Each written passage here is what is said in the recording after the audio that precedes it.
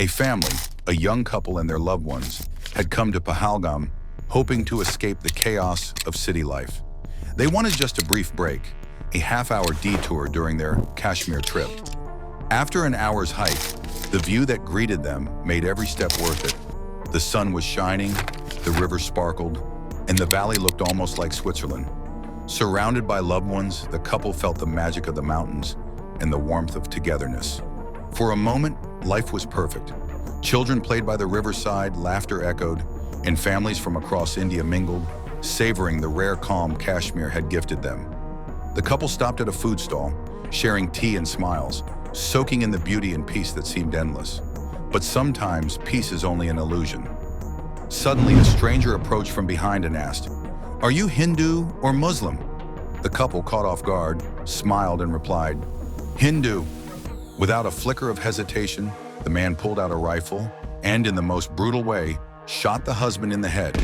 The gunshot echoed through the valley. In an instant, the laughter died and Pahalgam's peace was shattered. Pahalgam attack. 26 innocent lives were lost that day. The terrorists moved with chilling precision. They separated men from women, demanding each man state his faith. Hindu men were singled out and executed on the spot, often forced to recite religious verses as a cruel test. Anyone who hesitated or tried to protect others was shot without mercy. The attackers spared the wives, ordering them to return home and spread word of the horror, so the pain would haunt the nation forever. Their motive was clear: to destroy families, ignite fear, and poison the unity of India. For years, India had answered terror with restraint, hoping for peace. But this time, the pain was too deep. The attack wasn't just an act of violence, it was a calculated attempt to erase love, hope, and the sacred bond between husband and wife. For decades, India's policy toward Pakistan-sponsored terror was built on restraint and hope. Each time terrorists struck, whether in Mumbai, Uri, Pulwama, or now Pahalgam, India responded with diplomatic protests, dossiers, and calls for international accountability. But every gesture of goodwill was met with betrayal.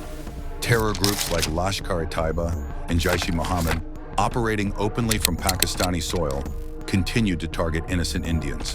Not this time. This time, they crossed the line. To send a message to India, they killed husbands and destroyed families. The vermilion which an Indian woman wears to reflect her marriage and bond of love was rubbed off to convey a message that there will be no stability in Kashmir. As the nation mourned, the words of Lord Krishna echoed, "Whenever adharma rises and dharma declines, it is righteous to take up arms. To restore justice, one must not hesitate to wield weapons in the defense of truth and duty." 12 days passed. In the dead of night, Indian forces struck 9 terror camps across Pakistan, and Pakistan occupied Kashmir with surgical precision. Rafale jets, BrahMos missiles, and loitering munitions destroyed the camps. Over 100 terrorists and key planners were eliminated in just 23 minutes. But where did these enemies come from? The roots trace back to the 1980s Soviet-Afghan War. Pakistan, with CIA funding, trained and armed thousands of jihadist fighters to bleed Soviet forces. When the Soviets withdrew, these trained fighters didn't disappear.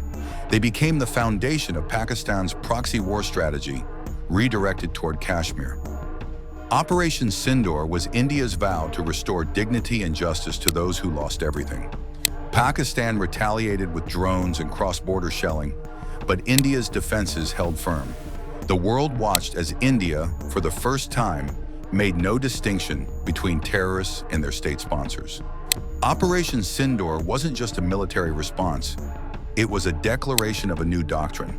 From now on, India would treat any attack on its people as an act of war and respond with decisive force.